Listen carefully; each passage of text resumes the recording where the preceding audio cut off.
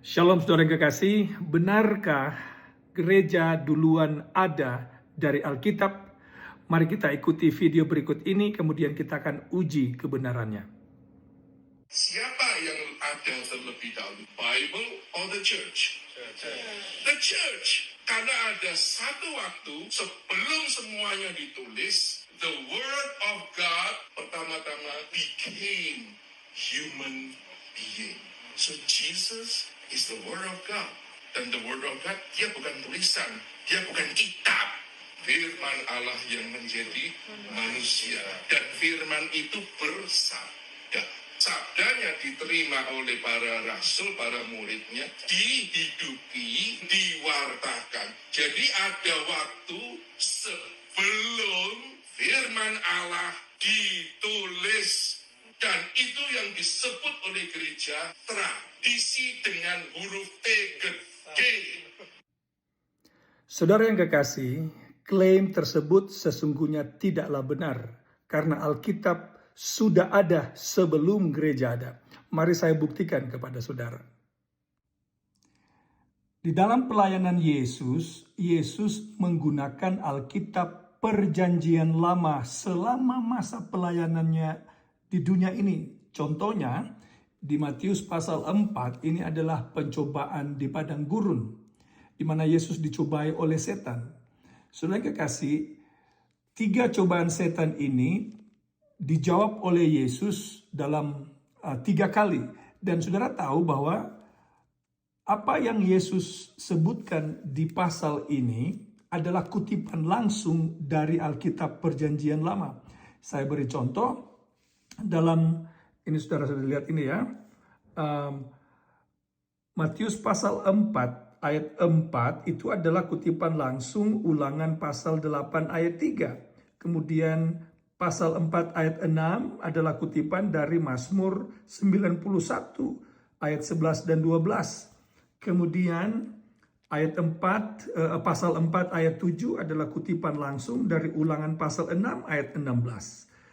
Pasal 4 ayat 10 adalah kutipan langsung dari Ulangan pasal 6 ayat 13. Artinya Yesus menggunakan buku Ulangan Alkitab Perjanjian Lama dalam menjawab semua cobaan setan di padang gurun. Nah, saudara yang kekasih, di Alkitab Perjanjian Baru atau di Alkitab saudara perhatikan di bagian bawah ini ada referensi ayat.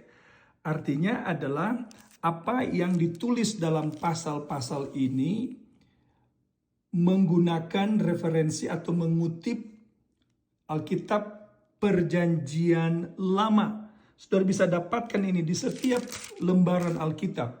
Oke? Saudara bisa random saja dimanapun saudara dapatkan, atau pasal apa saja atau buku apa saja, saudara akan dapatkan bahwa para penulis kitab Injil, Matius, Markus, Lukas, dan Yohanes menggunakan Alkitab Perjanjian Lama dalam pelayanan mereka. Nah, bagaimana dengan Paulus? Saya random saja saudara, saya pergi ke Kisah Para Rasul pasal 1, di sini ada ayat yang ke-20, sebab ada tertulis dalam kitab Mazmur. Sudah lihat itu? Jadi Rasul Lukas, penulis buku Kisah Para Rasul, menggunakan Alkitab Perjanjian Lama. Dalam hal ini buku Mazmur di dalam pelayanan mereka. Bagaimana dengan Rasul Paulus? Kita akan lihat ada begitu banyak tulisan Paulus saudara yang mengutip langsung tulisan Perjanjian Lama. Ini contohnya lagi. Coba saya lihat ada kutipan langsung di sini. Nah, ini ya, Roma pasal 3 ayatnya yang ke-10. Ini saudara random saja saya cari ya. Ini Roma pasal 3 ayat 10 berkata, seperti ada tertulis, tidak ada yang benar seorang pun tidak. Itu kata Paulus. Dari mana Paulus mengambil ini? Mari kita lihat. Roma 3 ayat 10, karena dia ini ya, Roma pasal 3 ayatnya yang ke-10, ini dia ya, 10 sampai 12 adalah kutipan dari Mazmur pasal 14 ayat 1 sampai 3, juga Mazmur 53 ayat 2 sampai 4. Oke, dan sudah akan temukan banyak sekali di sini. Coba lagi saya lihat yang lain lagi ya. Ini coba pasal, ini saya random ini saudara. Pasal 9, Roma 9 ayatnya, coba saya lihat ini ayatnya yang ke-12. Dikatakan kepada Ribka, ini perjanjian lama ini saudara. Jadi kita lihat ini, tulisan seperti ini. Jadi Roma 9 ayat 12-13, kita coba lihat di bawah sini. Roma 9 ayat 12-13. Ini dia adalah kutipan dari buku Kejadian 25 ayat 23 dan Maliaki pasal 1 ayat 2 dan 3. Sudah lihat itu ya? Bagaimana di buku-buku lain? Oh saudara, semua buku Paulus saudara akan dapatkan bahwa Paulus menggunakan Alkitab Perjanjian Lama dalam pelayanannya. Demikian juga rasul-rasul yang lain. Bagaimana dengan Rasul Petrus? Mari kita lihat di sini contoh yang lain saudara. 1 Petrus pasal 2, kita akan lihat mulai dari ini, coba contoh ya, ayat 6. Sebab ada tertulis dalam kitab suci. Kitab suci yang mana yang dimaksud? Kitab suci Perjanjian Lama. Coba kita lihat referensinya. 1 Petrus pasal 2 ayatnya yang ke-6. Kita lihat di bawah ini mana dia ya? Ini ya, pasal 2 ayat 6. Oke, ini dia. Adalah kutipan langsung dari Yesaya pasal 26 ayatnya yang ke-16. Ini saudara ya, sudah lihat ini ya. Jadi benarkah ada gap atau periode waktu di mana Alkitab itu tidak ada? Jawabannya tidak saudara. Alkitab ada dan digunakan oleh Yesus. Yesus menggunakan Alkitab Perjanjian Lama, kitab yang tertulis.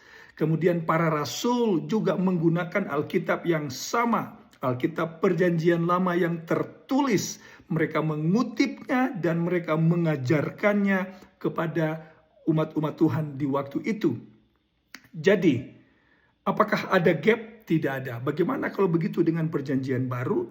Ketika Perjanjian Baru selesai ditulis, maka mulailah umat Tuhan juga menggunakan Perjanjian Baru. Apakah ada gap di sana? Tidak ada saudara. Jadi mana yang lebih dahulu, Alkitab atau gereja? Jawabannya Alkitab. Alkitab itu sudah ada sebelum gereja Kristen muncul. Jadi saudara kekasih, ajaran ini diajarkan hanya untuk satu maksud. Untuk meyakinkan umat bahwa tradisi yang diajarkan gereja itu adalah ajaran yang benar. Tetapi kita tahu, setelah kita mempelajari Alkitab, kita tahu bahwa Yesus tidak pernah menggunakan tradisi. Para rasul juga tidak pernah menggunakan tradisi. Mereka tidak pernah mengutip tulisan tradisi. Tetapi mereka mengutip firman Allah yang ada di zaman itu, yaitu Perjanjian Lama. Kemudian setelah Perjanjian Baru selesai ditulis, Kitab Perjanjian Baru juga mulai digunakan. Tuhan memberkati.